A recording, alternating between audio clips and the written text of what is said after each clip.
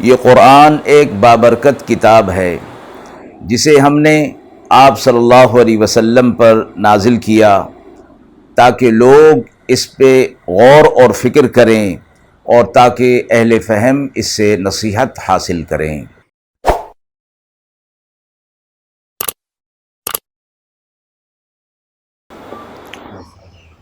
بسم اللہ الرحمن الرحیم۔ السلام علیکم ورحمۃ اللہ وبرکاتہ۔ ناظرین کرام، درس قرآن مجید کے آج کے اس پروگرام میں ہم سورۃ المائدہ کی آیت نمبر 19 کا ترجمہ اور تفسیر پیش کر رہے ہیں، اور آخر میں اس آیت کے حوالے سے پوچھے گئے سوال کا جواب دیا جائے گا۔ اعوذ باللہ من الشیطان الرجیم، بسم اللہ الرحمن الرحیم۔ یا اہل الکتاب قد جاءکم رسولنا یبین لکم علی فترۃ من الرسل قد جاءكم رسولنا يبين لكم على فترة من الرسل أن تقولوا ما جاءنا من بشير ولا نذير فقد جاءكم بشير ونذير واللہ علی کل شیء قدیر۔ آیت مبارکہ کا ترجمہ ملاحظہ فرمائیں۔ اے اہل کتاب،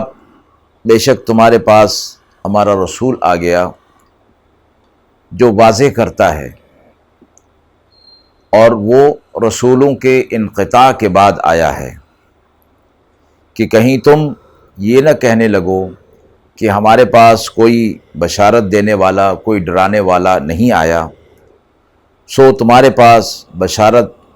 والا اور ڈرانے والا آ گیا، اور اللہ ہر چیز پر قدرت رکھنے والا ہے۔ آیت نمبر 19 میں اہل کتاب کو یعنی یہود و نصارہ کو مخاطب کیا گیا کہ تمہارے پاس ہمارا رسول آ گیا ہے، مراد اس سے آپ صلی اللہ علیہ وسلم ہیں،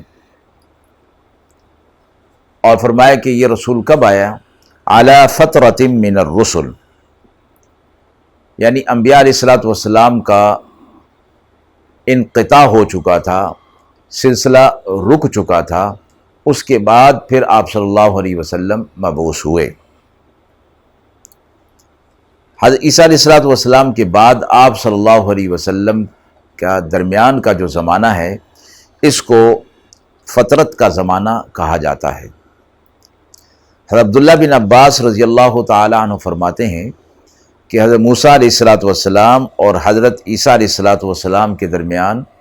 1700 سال کا زمانہ گزرا ہے، اور اس میں بنی اسرائیل میں انبیاء علیہ الصلوۃ والسلام کا سلسلہ برابر جاری رہا،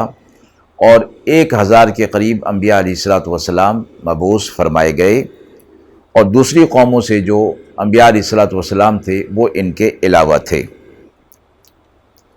پھر حضرت عیسیٰ علیہ الصلوۃ والسلام اور آپ صلی اللہ علیہ وسلم کے بعثت کے درمیان 571 سال کا فاصلہ ہے۔ اس دوران میں کوئی بھی نبی مبعوث نہیں ہوا، یہاں تک کہ آپ صلی اللہ علیہ وسلم کو مبعوث فرمایا گیا،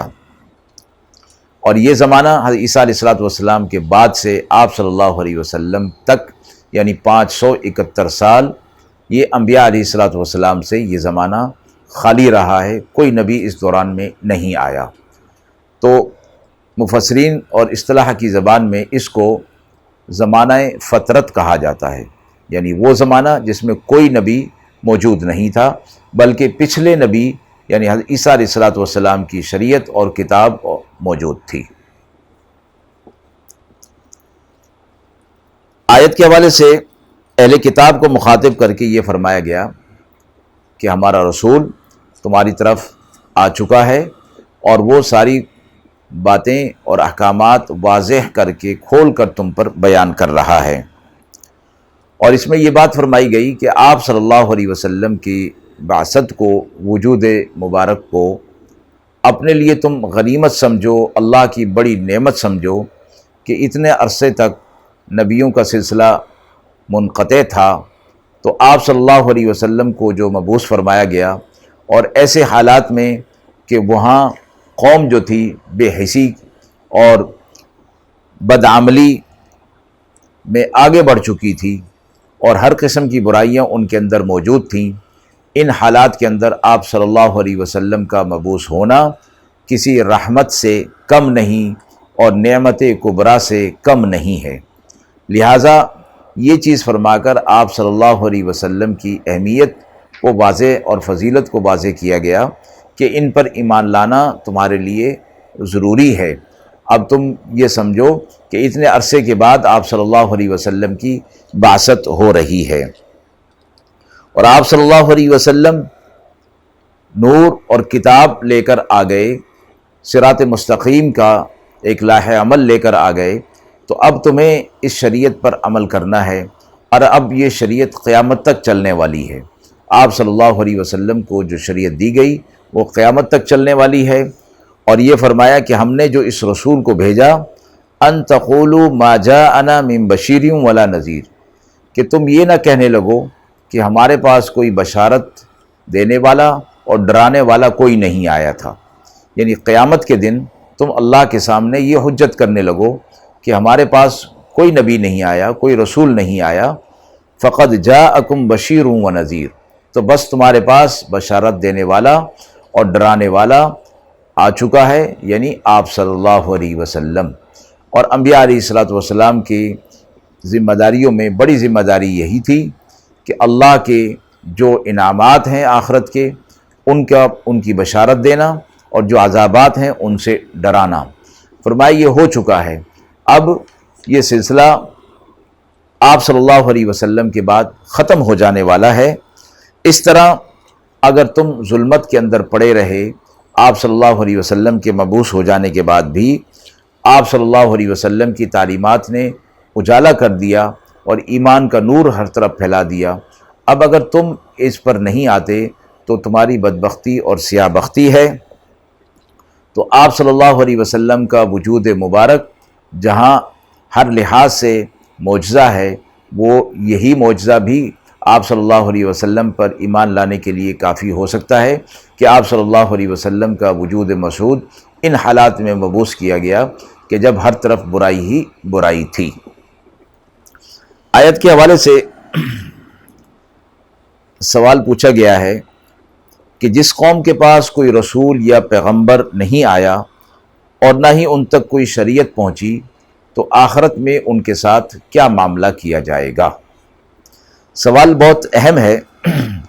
اور فرمایا گیا کہ ویسے تو گزشتہ جو زمانہ گزرا اس میں انبیاء علیہ الصلوۃ والسلام کثرت کے ساتھ آتے رہے، لیکن آیت مبارکہ میں زمانہ فترت کا ذکر ہے، یعنی وہ دور کہ جس میں کوئی نبی نہیں تھا، تو اس میں یہ فرمایا گیا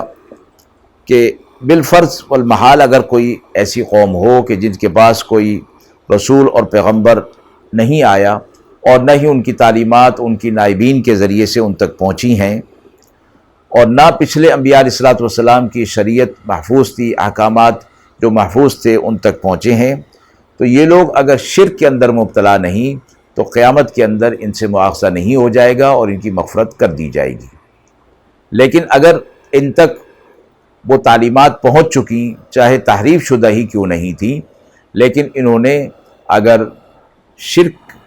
کر لیا اور توحید پر نہیں آئے تو پھر قیامت کے دن ان سے مواخذہ کیا جائے گا، کیونکہ تعلیمات کے بغیر بھی شرک کو ایک عام آدمی بھی اپنی عقل سے سمجھ سکتا ہے کہ کائنات اور اس کا نظام چلانے والا ایک سے زیادہ نہیں ہو سکتا، اور یہ کائنات کا نظام بغیر کسی چلانے والے کے نہیں ہو سکتا، تو اللہ کی وحدانیت اور اللہ کا معبود ہونا بغیر تعلیمات کے بھی سمجھا جا سکتا ہے جو انسان کو اللہ نے عقل دی ہے۔ تو اس لیے علماء مفسرین نے فرمایا ہے کہ زمانہ فترت میں اگر لوگ شرک نہیں کر رہے اور دیگر اعمال پر عمل نہیں کر رہے، ان تک شریعت نہیں پہنچی ہے اور ان تک وقت کی نبی کی بات نہیں پہنچی ان کے نائبین کے ذریعے سے، شرک میں مبتلا نہیں، تو قیامت کے دن ان سے مواخذہ نہیں ہوگا اور ان کی بخشش ہو جائے گی۔ واللہ عالم بالصواب، وآخر دعوانا ان الحمد للہ رب العالمین۔